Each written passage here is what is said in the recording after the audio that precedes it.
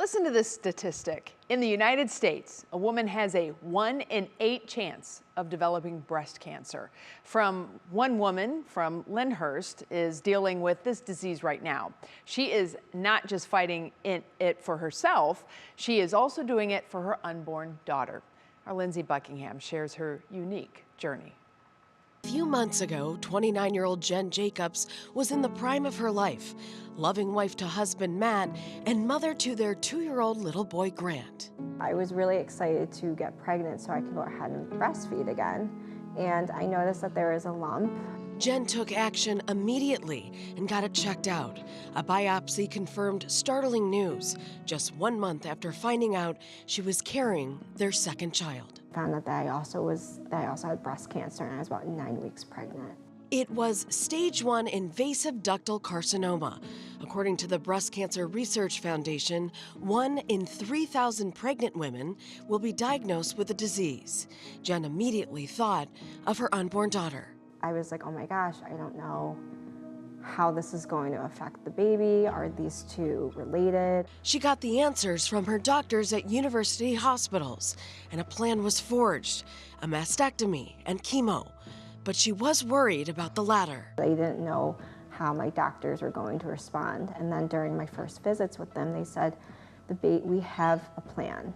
We have been following the national guidelines. These are the national guidelines that they've been following for the last 30 years. And so with the chemo that they are giving me, it's perfectly safe with the baby, and I know it because she lets me know. She kicks me all the time. Jen is now 25 weeks pregnant.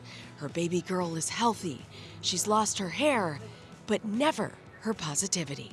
I hope that she knows that I'm standing up for both of us right now, and sharing her story is a way for us to help other mothers and other women know that it's okay, that cancer isn't a death sentence anymore, or breast cancer is not a death sentence anymore, and that it's curable and it's treatable. Thanks to the healthcare heroes at UH Seidman Cancer Center, her family, and every young breast cancer warrior helping her to feel less alone.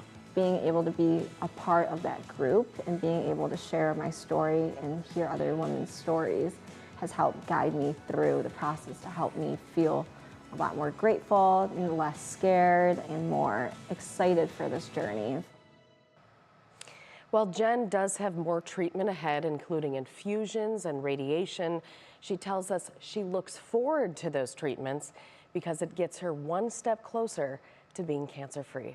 She's going to have a lot to juggle, but you have like all those family members that surround you, and she has more of the will to get through it than to give up. Absolutely, and if there's anybody that is more positive than Jen, I'd like to meet them, because Wow. She has the most amazing outlook. And you heard me just say, she literally said to me, I look forward to those infusions and those treatments because she knows it's going to make her better. Wow. Yeah. And the positive attitude, it makes a difference. It sure does. All right. Lindsay, thanks. You bet, guys.